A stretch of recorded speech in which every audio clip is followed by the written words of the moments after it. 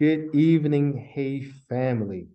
As you know, Riyadh has been extremely wet over the last couple of days, almost a week now.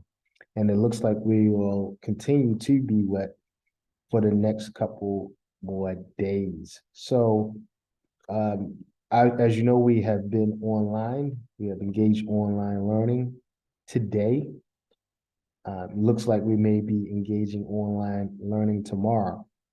And as I looked at our plans for how we do that, I thought we needed to strengthen that procedure and make it much more user friendly for the students and parents.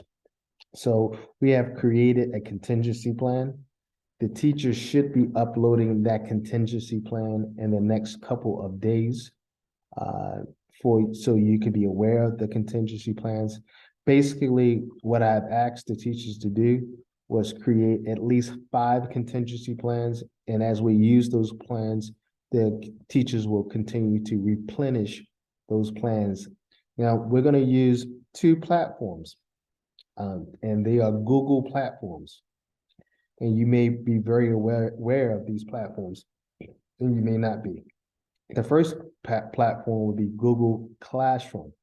Google Classroom is an excellent platform. I'm going to show it to you right now. I'm going to share my screen and show you Google Classroom. I think I want to show you here. Oh, let's show you here. All right, so before I do that, let me do this. Clear out, get you a nice little page first. Okay, so let me show you Google Classroom. So I'll share my screen, go here. So we'll start at a standard Google page. Now, it's best that you make sure that you're logged in to Google. Most of us have a Google email. If you didn't know, when you have a Google email, you actually have access to many Google apps. So let's look at what I call the box with 9 dots. Okay. And these are all the Google apps that a person has access to with the Google account. Move all this out of the way here. All right, Google Search, Gmail, YouTube, Google Translate, Google Business, Google Calendar, Google Drive, Photos, News. That's Classroom, like right there, Google Earth. All right, so what we're going to do is we're going to click on Google Classroom just so you can see it. Okay. Get that out of the way. All right, so this is my Google Classroom. When I click on Google Classroom, you'll see this interface. Okay, move that out of the way. You'll see this interface. Now, I have a lot of Google Classrooms, obviously, because I'm a teacher and a lecturer, and I do so many different things. So I use Google Classroom for everything. It's a great way to stay organized and communicate with my students. Now, to join a class, the teacher will have a code for you to join the class. So you can just click join class and then enter the code, or the teacher might give you a link, should give you a link in the code.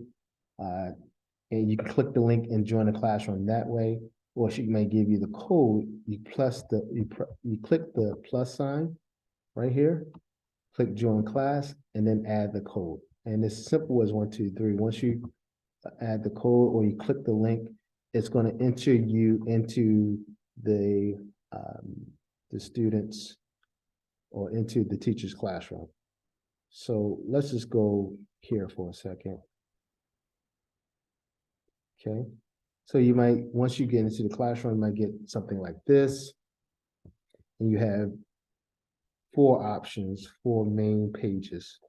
This first page is pretty cool because the teacher can actually communicate with you and you can communicate with the teacher on Google Classroom. Now, continue to use Class Dojo as you normally. This is only for emergencies. The teacher may start putting homework, and maybe if a student's absent, or for absent students, they might use this platform also, because it's a wonderful platform and it never goes down, right? So if if a student is absent, maybe the teacher wants to use this platform to share worksheets or different response to interventions, things of this nature. But right now, we're primarily using it for as a contingency plan when we have to teach online for rainy days, or uh, you know, emergencies, like COVID. Hopefully, we never experience that again. All right. Now, so the stream link allows the teacher to communicate, and you can actually talk back and forth. Then the classroom link, this is where the money is, right? Because it allows the teacher to organize the classroom in a way that is very easy to understand. So if you look here, I was teaching a student TESOL, and so this TESOL review and then noticing errors. So we have all these topics, right? And then under these topics are subpoints that the teacher can add. You can see that's very easy to navigate, all right? Very easy to navigate. So I can go into the subpoints, access it, all right? And then the subpoints can be accessed as a video, as PDF documents, Word documents, anything, basically anything you can put in Google Drives, Google Drive, okay? So pretty easy to use. Now, the interesting thing about our Google Classroom versus the one I'm showing you here is that our Google Classroom for HEI schools is actually integrated with Google Meet. So the teachers can be in the classroom with the students and also use Google Meet, the camera function. So it's a pretty awesome thing. All right, so that I just wanted to show you Google Classroom. This is where they would find, or you will find, the contingency plans. All right, so let me stop sharing and share another screen here. So it may look something like this. Okay, so this is the Google Classroom for the teachers. This is how I'm going to start communicating key information with the teachers instead of using platforms that are a little bit more difficult to use. So here, now my teachers can see all information concerning contingency plans. I made some videos for them, just like I'm making for you. Here's the actual plan that they need to follow. The leaders have a plan for them to follow. So we make sure that we're providing services that will provide convenience and efficiency and productivity for the entire HEI community. All right. So I don't want you guys having to click a link for this and then click a link for English and click a link for math and click a link for social studies and click a link for science. I don't want you guys having to do that, especially if you're in grades 2 and 3 and 4. I want you to be able to click one link and all the teachers can come in on that one link. Also, I want to have a link that can last all day and not time out because of whatever account restrictions.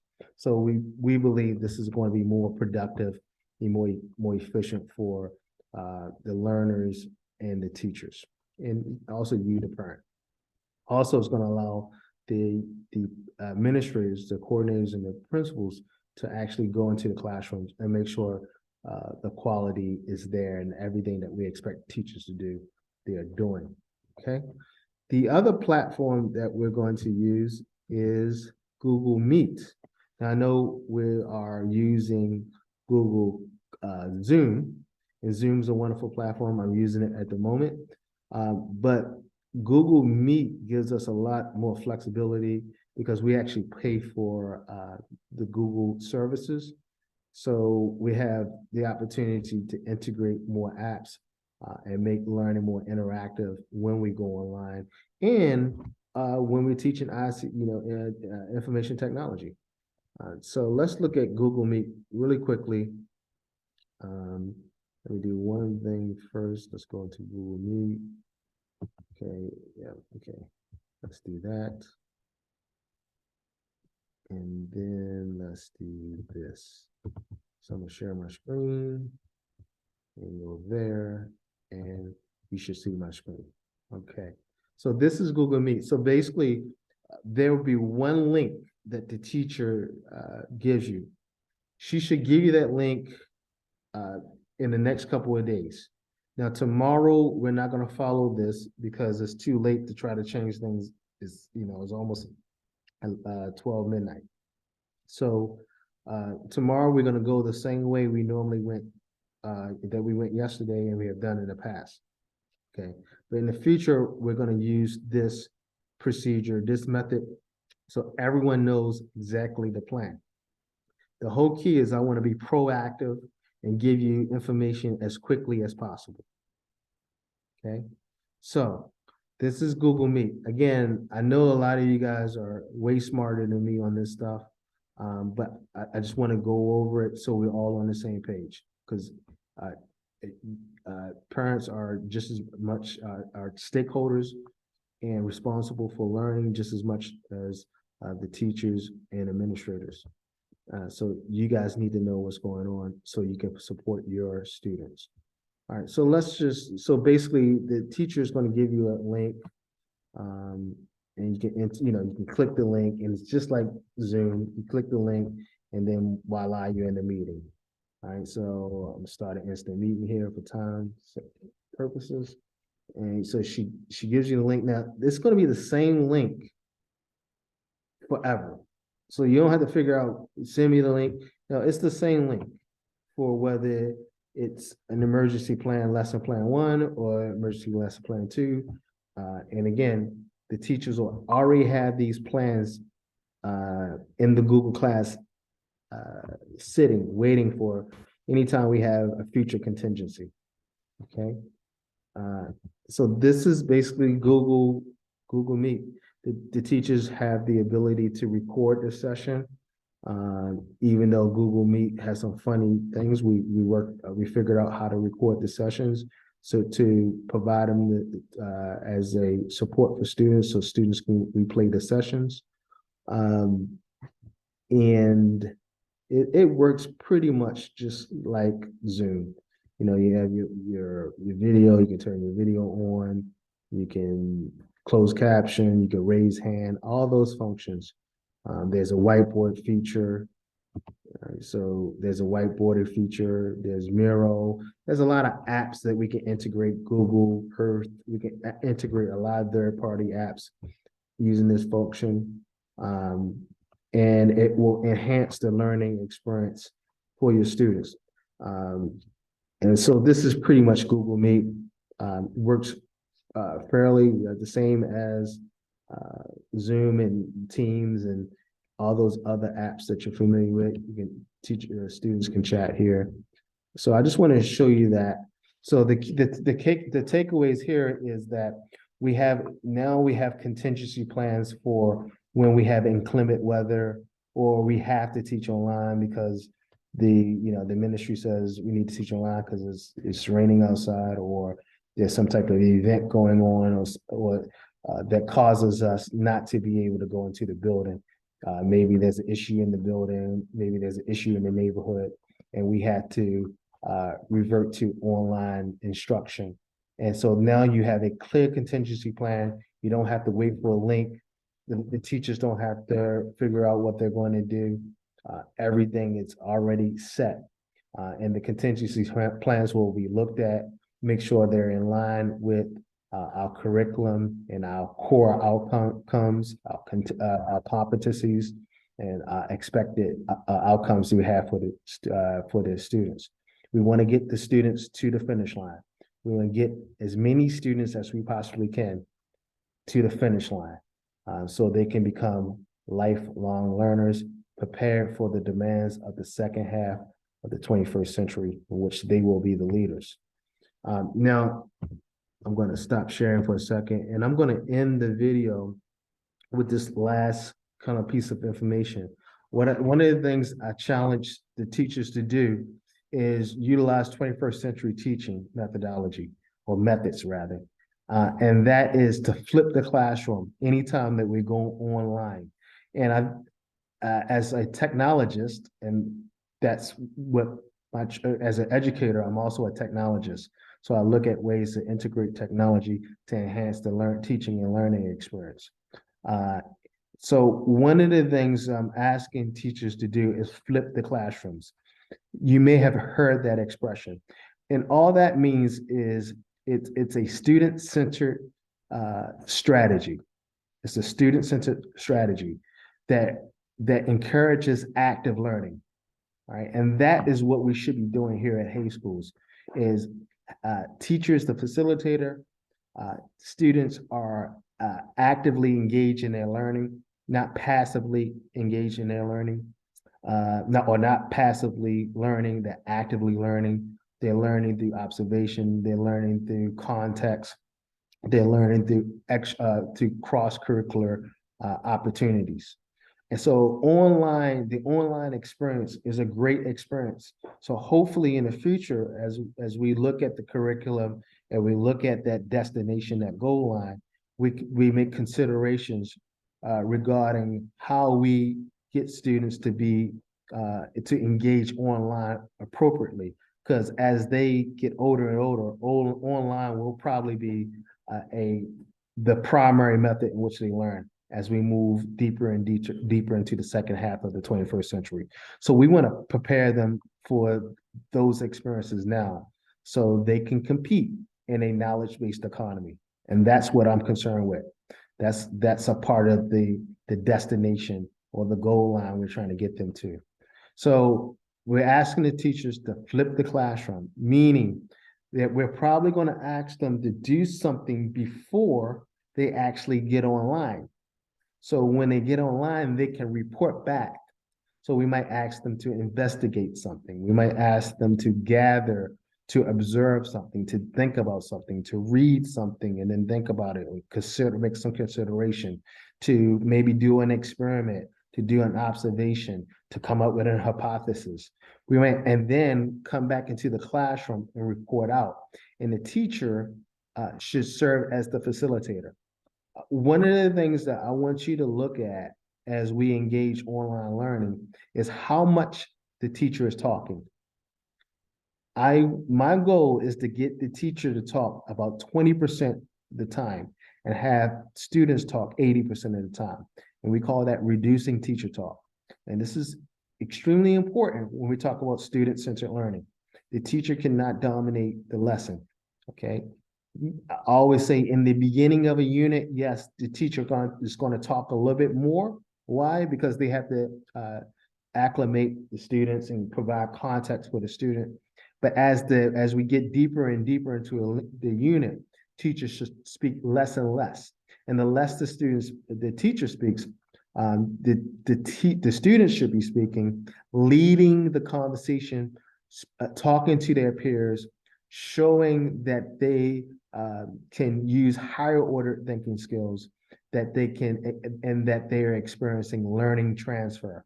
And that's how we get them to, when we talk about critical thinking. Well, that's what critical thinking really is a student being able to utilize higher learning transfer through higher order thinking. And higher order thinking will be like the ability to infer or understanding when information is implied, or being able to utilize context clues, being able to distinguish data from information. Right? Students need to do that as early as the first grade in the knowledge-based economy, as early as the first grade. So it's actually a very good thing when we can go online because it forces us to flip the classroom instead of providing teacher-based passive learning opportunities. We don't want to do that at HEI School. We want to provide active learning opportunities. Okay, so what I need your help is when we do go online, see how much the teacher is talking versus the student. Is the teacher talking 20% of the time, 30% of the time, 50% of the time, 60, 70, 100% of the time? How much are the students talking? All right, we should be looking for reduce the teacher reduction or the teacher reducing their teacher talk. Okay. I want to hear students talk more. I want to hear loud classrooms where students are engaging one another in a very orderly manner, right? In a very respectful manner where they showing they can be good global citizens. But I like noise in the classroom as long as it's organized chaos where students are able to utilize context, utilize authentic language, appropriate language uh, to uh, to dive into higher order thinking. This is what we need in the knowledge-based economy in the information age. So that's my little talk on online learning. Um, if you have any questions or you have any comments, I really encourage you to join us next month in the parent council. We're having a parent council meeting, I believe the first week or the second week in February. I believe it's the first week in February. I'm excited about that. I really need everyone to join us so we can make Hay schools the best schools in the Middle East, the best schools in the world. For now, stay dry. This is Dr. Ray. Bye for now.